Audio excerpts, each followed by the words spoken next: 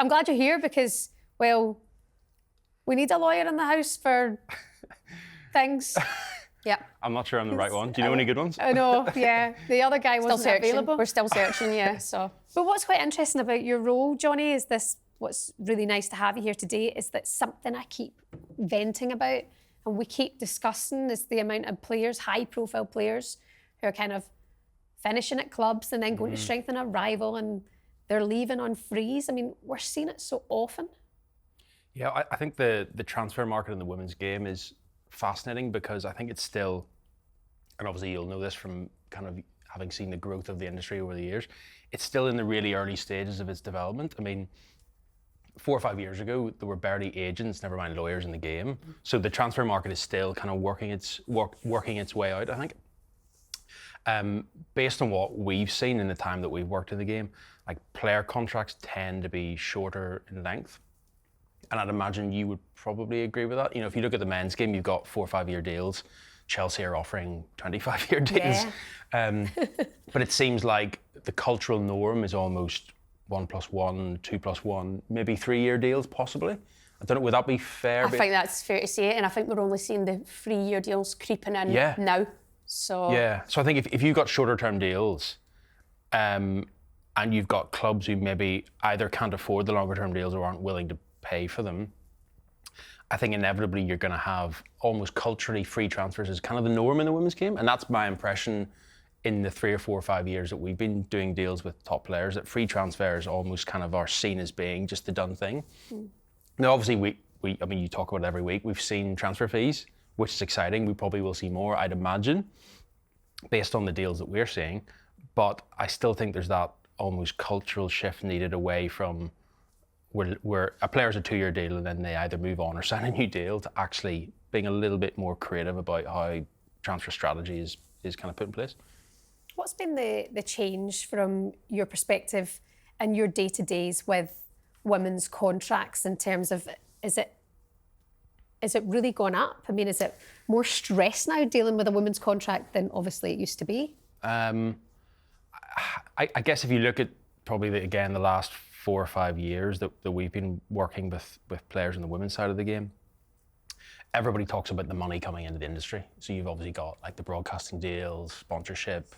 Clubs are making more money from match day. The bigger clubs are putting more money into their women's team. There's investment from outside, private equity, et cetera, et cetera. And I guess to mirror that, yes, there has been a growth in wages and salaries and contracts. I would probably say, based on what we're seeing at Sheridan's, it's been a steady growth. I'm not sure whether we've seen a kind of exponential explosion of those salaries.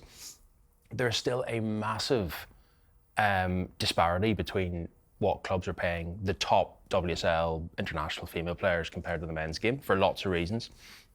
So yes, there's been a growth in the player contract in terms of the numbers. I actually think the more noticeable growth that we've seen is the commercial deals.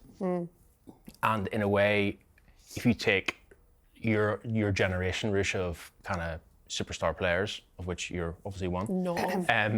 Like your generation is the first to have these or have created these kind of online social media brands. And obviously sponsors and brands are really excited about that because it's a perfect way of getting to a very exciting audience. So what we've seen is actually a pretty aggressive growth in actually the amounts of money that brands are willing to pay players under these commercial deals. So endorsement deals, ambassador deals. And what that has created, which I think is really interesting, which it'll be interesting to hear your views on it, is you've got this weird dynamic in the women's game compared to the men's game, in that top players in the women's game, from what we're seeing, and it's not by choice, they can actually earn more money from their off-field activities, their commercial deals, their image rights, rather than what they earn as a footballer. That is the complete opposite. That's the inverse of what we know in the football industry in the men's side, where, let's be honest, they earn the vast majority of their money from their player contract, and the commercial stuff is a nice top-up. Yeah. So that dynamic is interesting whenever we come to then negotiating with clubs, because clubs know that. So clubs know that whether it's Ruesha or players who have these amazing brands off the field, clubs want to tap into that and they want to almost control it If they sat here, they'd say, oh, it's not about control, but it is about control. So that's a healthy tension. Because you might be a high-profile name on social media, doesn't mean you're going to get what you want here, or that you're going to be a starting player here. Is it along the lines of that, or? I think it's more on the commercial side of things. It's if you take the big clubs, Arsenal, Chelsea, United, City, Liverpool, etc., they have dozens of club partners, brand partners and sponsors. Yeah. What they want to do is not just use the player's brand and image themselves in the club context, but they want to leverage that brand with all of their club partners. And what they will then say to the player in the contract is, by the way, we're paying you this money on a 2-year deal, 3-year deal, but you cannot do anything with any brands that compete with all of our club partners. And that might be fashion, it might be headphones, it might be sunglasses, it might be drinks, it might be skincare. So suddenly, if I put my player hat on and I'm representing a WSL player, I'm having to say to the player, you know, you're closing off all of these other commercial opportunities because the club has all of these club partners. That's where the control battle comes in. I mean, go on. Yeah, it's interesting. It's very interesting. Right now, I'd say it's only affecting the top players, isn't it? Like, because you can see that what you've touched on, like some teams, it's only the top teams that are paying good salaries. But I totally agree. You've got like the Lionesses. And after their Euros win, all of them were hot property. So they're obviously going, well, I can get this deal and that deal, but now our club's trying to stop that. But at the same time, clubs' wages aren't setting players up for life. So if players get the opportunity to be a brand ambassador or whatever the sponsor is, that they go, yeah, that's good for me, they should be allowed to do it. And I hate this. I can't stand clubs, industries that want control. Yeah. And it's rife, especially in the women's game right now. Everyone wants control, and I can't be controlled. Yeah, really? That's. Yeah. But like the irony is that I completely agree. The irony is that, again, your peers, like your generation, you've got bigger engagement levels and more followers than the clubs in some cases. Like that's there's an immediate imbalance there. So clubs are obviously trying to almost kind of rein back some of that control, and that's where. I think that's where the value of having good agents, good lawyers comes in on the player side, because actually these contracts, they start off as being very one-sided in the club's favour or the brand's favour. And that's where, again, if you look back to 4 or 5 years ago, like your generation of players, you didn't have the luxury of having an agent, never mind a lawyer, in most cases. So that's where I think the industry has healthily moved on in a positive way. Yeah, definitely. And I think obviously there's a lot of young players coming through, and the game's only going one way, so having people like yourself is going to be great for your business and for players coming through, because it's going to be, we're trying to make this normal, that people know and they're aware of their rights or what's best for them, and clubs can do one. How I'll finish that. I'm not sure that was the official line, but yeah, we'll... It's not the official line, it's my official line. Yeah, according to a source, clubs can do one. But an unnamed source. Yeah, she said it was her over there. On that subject though, then if clubs are putting in more, they're bringing in valuable players, they're starting to make more of an income, they're starting to, for example, Arsenal, selling out the Emirates, okay, at a reduced ticket price. When will transfer fees start mattering to the women's clubs? Because for example, could men's clubs survive without transfer fees? Well, again, it goes back to the kind of transfer market that has developed over like decades in the men's game. The women's industry is kind of still trying to get to grips with what those transfer fees probably look like.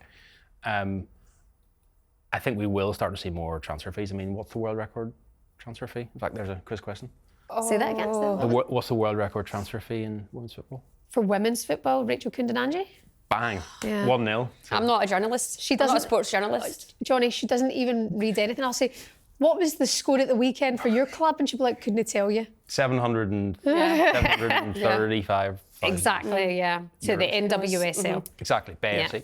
But you could argue, I think, with teams right now, players that are out at the end of the contract, I think there's a stubbornness within women's teams that they would go, well, no, you're not getting a player for the end of the season.